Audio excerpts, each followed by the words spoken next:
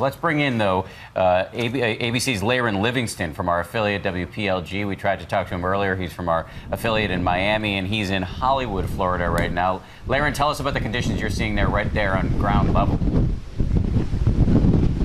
These conditions have continued to deteriorate ever since yesterday morning when we first came to the beach just to kind of get a sense of what was going on here. In fact, just a few moments ago, the power went out in this neighborhood, and there were more than 100,000 people without power in Broward County. That's where Hollywood sits here. And so this entire neighborhood is now in the dark, and more than likely those power outage numbers are only going to go up. And I will tell you, we have been in and out of tornado watches and warnings all night long. In fact, there were a couple of reported tornadoes just north of us in this particular area, and this is the Hollywood Broadwalk, as it's known here. Normally very popular place for people to come. They come out, they jog, they ride their bikes, they walk. The beach is right there. You can see how bad the surf is, and we're about 3.5, 4 hours drive north of Key West, and this is what we're dealing with. I can only imagine what those folks are dealing with down there as this eye and those eye walls make their landfall there. So we just want to make sure we keep those folks in our thoughts and prayers. And of course, people left the Broadwalk a long time ago. They boarded up their buildings, they boarded up their restaurants, they've got shutters up. A couple of those shutters are already starting to buckle. I actually walked down the Broadwalk earlier this morning before the sun came up and saw a couple of those steel shutters kind of dangling. So hopefully those windows hold that are behind those steel shutters. But there is absolutely no one out here this morning, and rightfully so. In fact, this area is still under curfew as well. And you can see the palm trees starting to lean. This wind is intense. I'm not exactly sure how high these wind gusts are here, but this is intense wind, and it's only gotten more intense as the hours have gone by.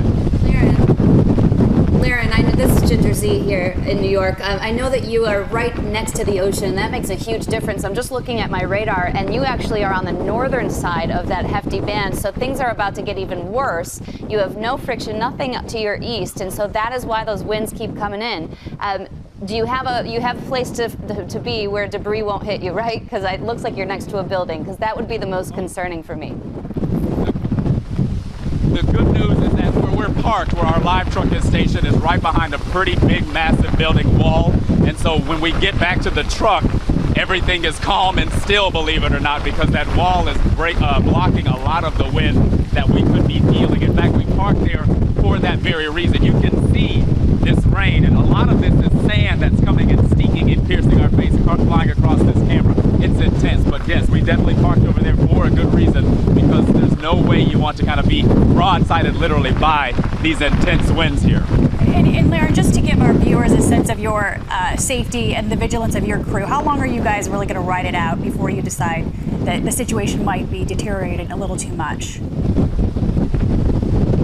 Well, I work with some fantastic people. My bosses have already basically laid down the law, and your safety is more important.